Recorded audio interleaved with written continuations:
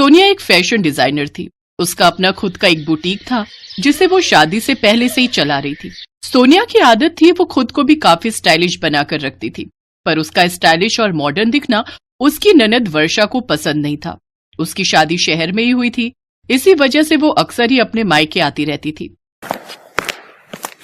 Mummy जी, वो एक client आया है तो मैं जरा बुटीक होकर आती हूँ। अरे वर्षा, कैसी हो? मैं ठीक हूँ भाभी, आप बताओ। आज तो आपकी बुटीक की छुट्टी होती है ना? हाँ, वो होती तो है, पर आजकल वेडिंग का सीजन चल रहा है ना, तो काम ज्यादा है। अच्छा, आप बातें करो, मैं होकर आती हूँ, क्लाइंट वेट कर रहा है। पता नहीं, भाभी तो अपने आप को कहीं की हीरोइन समझती है, जैसे इन्हीं सारे काम होते हैं, हम तो कुछ करते ही नहीं है। वर्षा, तुझे कितनी बार कहा है सोनिया के लिए ऐसे मत बोला कर। वो तेरी भाभी है, इस घर का हिस्सा है। वो जब तेरे लिए ऐसे नहीं बोलती तो तू क्यों सोचती है? वर्षा की अक्सर की ये आदत रहती थी, बस मायके आना और सोनिया को देखकर चिढ़ते रहना। एक दिन सब लोग एक फैमिली फंक्शन के दौरान एक साथ मिले, तब भी वर्षा ने अपनी भाभी सोनिया को नहीं छोड़ा। अजय, सामने से गरम चपाती लेकर आओ ना, ये ठंडी हो गई है। हाँ हाँ, लाता हूँ वर्षा। तुम्हारे लिए कुछ लाऊं माँ? आप क्या लोगे? बेटा, मुझे तो गाजर का हलवा ला दे। मेरे लिए एक काम करो, नान ले आना। कुछ भी कहो, भाभी की किस्मत बहुत अच्छी है जो उसे अजय भैया जैसा पति मिला। एक मैं हूँ जिसे सुनील जैसा पति मिला है, इसीलिए तो भाभी मॉडर्न बनकर घूमती रहती है। मैंने तो वही पुरानी साड़ी पहनी है आज के फंक्शन में। वर्षा, तुम्हें तो मौका चाहिए बस, सबके सामने मेरी बुराई करने का। किस चीज की कमी रखता हूँ मैं? तुम्हें हर चीज खरीद कर देता हूँ। एक मैं हूँ जो चुप रहता हूँ। चाहूँ तो मैं भी तुम्हारे बारे में सब कुछ कह सकता हूँ कि तुम किस तरह से रहती हो मेरे साथ।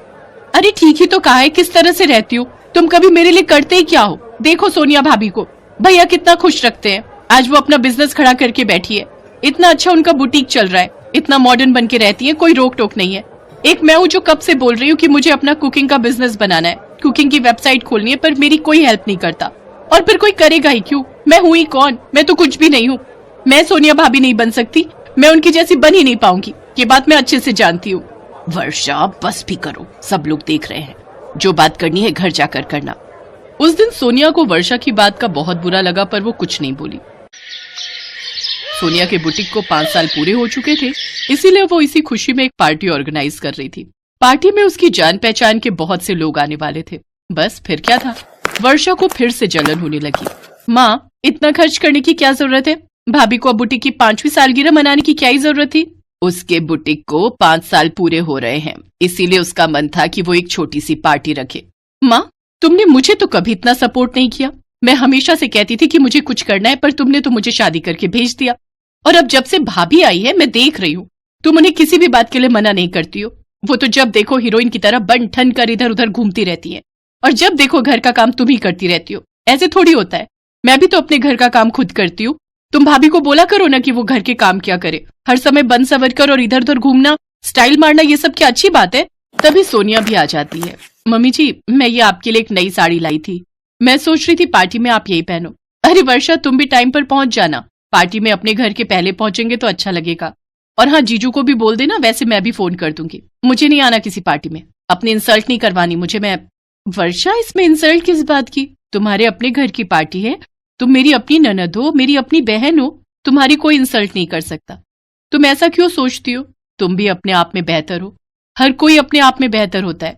खैर, अगर तुम मुझसे थोड़ा सा भी प्यार करती हो और मेरी रिस्पेक्ट करती हो तो पार्टी में जरूर आना, अदरवाइज मैं समझूंगी कि मैं तुम्हारी अपनी नहीं हूं। सोनिया अपने कमरे में चली जाती है। देख वर्षा, तू नहीं जाएगी तो सोनिया को बुरा लगेगा। उसने तुझे बहुत दिल से बुलाया है, इसलिए तुझे जाना चाहिए, उसकी खुशी में शामिल होना चाहिए, वरना रिश्तों में खटास आती है। मेरी बेटी तो समझदार है ना, मेरी बात को टालेगी नहीं। ठीक है माँ, तुम्हारे कहने पर मैं पार्टी में आ जाऊंगी। माँ के समझाने पर वर्षा पार्टी में जाने के लिए तैयार हो जाती है। वर्षा अपने पति सुनील के साथ पार्टी के लिए होटल पहुंचती है, पर वहां पर तो वर्षा को कुछ अलग ही देखने को मिलता है, जिसकी उसने बिल्कुल भी उम्मीद नहीं की थी। सोनिया ने उसके वेलकम में एक बहुत ही सुंदर प्रेजेंटेशन तैयार किया था। तो जैसा कि आप सब जानते हैं, मेरे बुटीक को आज 5 साल पूरे हो ही चुके हैं। ये पार्टी मेरे बुटीक के 5 साल कंप्लीट होने के लिए तो है ही साथ ये पार्टी एक खास व्यक्ति के लिए भी रखी गई है। आप सभी को ये जानकर बेहद खुशी होगी कि हमारे बीच मेरी प्यारी ननद वर्षा पहुंच चुकी है, जिनके बारे में थोड़ी देर पहले मैंने आपसे बात की थी। मैं आपको वर्षा जी की कुकिंग वेबसाइट दिखाना चाहूंगी। वर्षा हैरान रह जाती है कि उसके नाम से कुकिंग की एक बहुत बड़ी वेबसाइट आज इस पार्टी में लॉन्च हो रही थी। वर्षा को तो हैरानी हो रही थी ये सब देखकर कि इतनी बढ़िया वेबसाइट उसकी तैयार हुई थी जिसकी उसने कभी कल्पना भी नहीं की थी। सोनिया भाभी, मेरी कुकिंग की वेबसाइट ये आपने कब बनाई? और ये तो वही रेसिपीज हैं जो मैं नॉर्मली बनाकर फोटो वीडियोस बनाती थी। आपने उनको इतने अच्छे तरीके से इस पर प्रेजेंट किया है। मैं बहुत खुश हूँ भाभी। ये आपने कैसे किया? आपने तो मुझे कुछ बताया भी नहीं। वर्षा, मुझे मम्मी जी ने तुम्हारे बारे में सब कुछ बता दिया था।